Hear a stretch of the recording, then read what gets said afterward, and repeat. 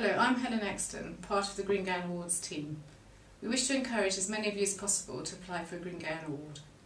We've put together a video which we hope addresses any questions you may have and also helps you in the planning phase of your application. If after seeing the video you still have some questions, then please do get in touch. We want to hear from you and we look forward to receiving your applications. Top tips for award success.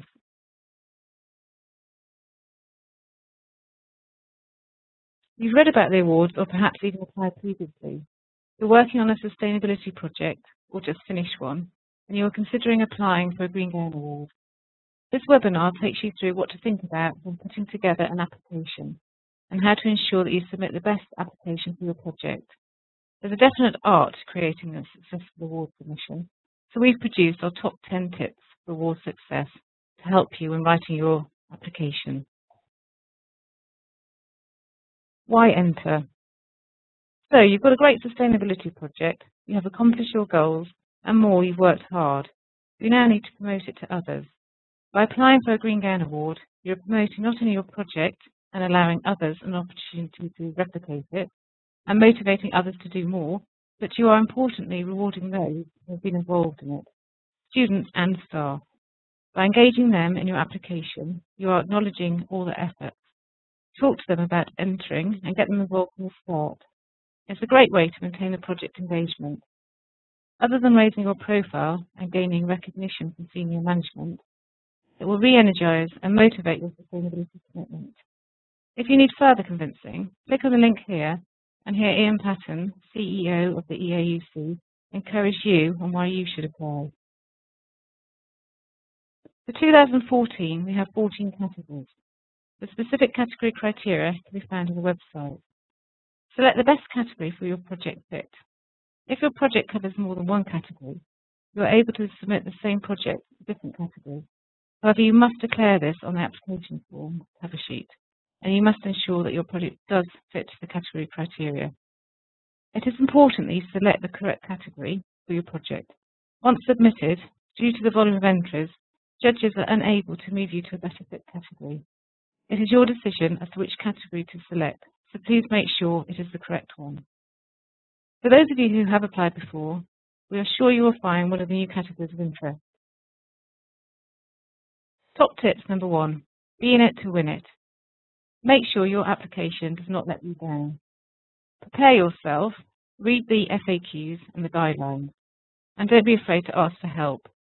Seek out a mentor to help you through the process. The below link here takes you to previous year's winners. See if your institution is listed here and seek out your mentor. Make sure you submit the best application you can. Top tip number 2, time management. Don't leave your submission to the last minute. Start planning your application. Consider the category criteria in your planning. You may need to request certain data from others, which may take time to collect. Involve your students. Ask them to help and delegate tasks to them. Set clear objectives from the outset. Remember, don't leave starting on your application to the last minute. Applications must be in by 12 noon on the 5th of June. Top tip number 3, preparation. It is imperative that you carefully read the entry criteria for each category and the entry rules before you start your submission. If you are unsure, seek clarification of the category criteria. If you think your submission doesn't quite fit the category, then it probably doesn't. Once you have decided on your category, make sure you address the category-specific criteria. And as previously mentioned, you may submit the same project to more than one category, providing it does fit the category.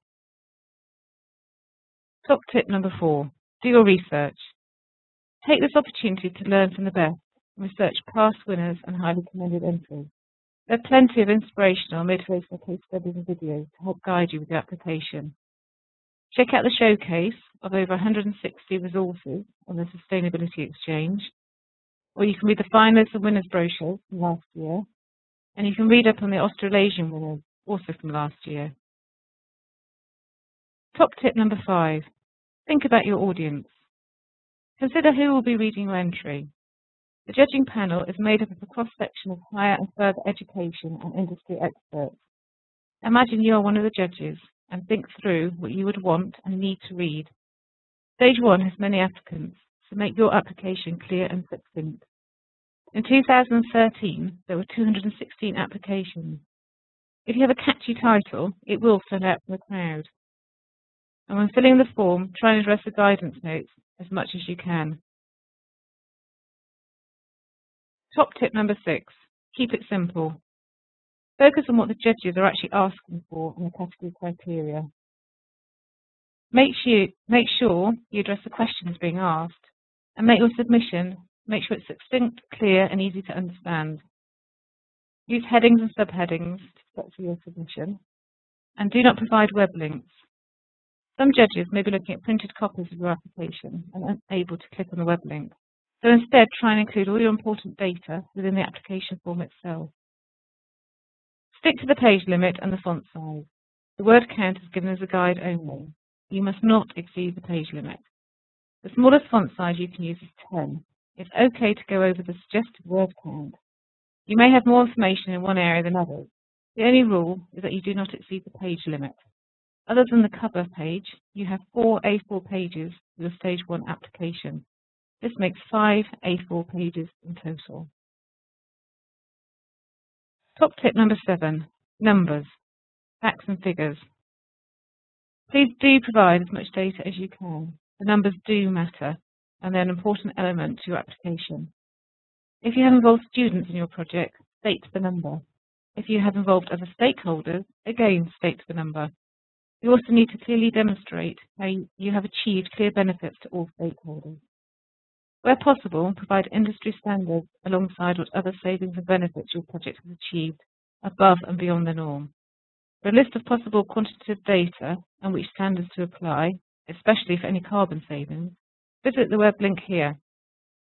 If you are reapplying for the continuous improvement category, you must benchmark your previous application versus the current status in order to measure the improvements since your previous submission.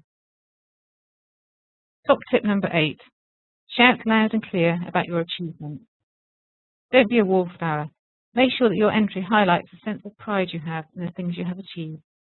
And always back up your claims with evidence and provide proof, especially proof of innovation, positive impact on stakeholders, return on investment, strategic success, outperforming the sector, customer focus, leadership, and social responsibility. Remember that if you make a claim, you need to provide evidence or proof of it. Top tip number 9A. If at first you do succeed, fantastic, you will be one of the Green Gown Awards finalists. You will then be included in the Stage 2 submission and will receive further information on the 3rd of July. As part of the rules for participation, we ask each finalist to create some marketing materials and to help create awareness about your finalist entry and others. We ask you to promote via your student newspapers, staff newsletters, websites, PR, and to use your comms departments. You'll also be asked to produce a case study. We will provide you with a template and create a short video.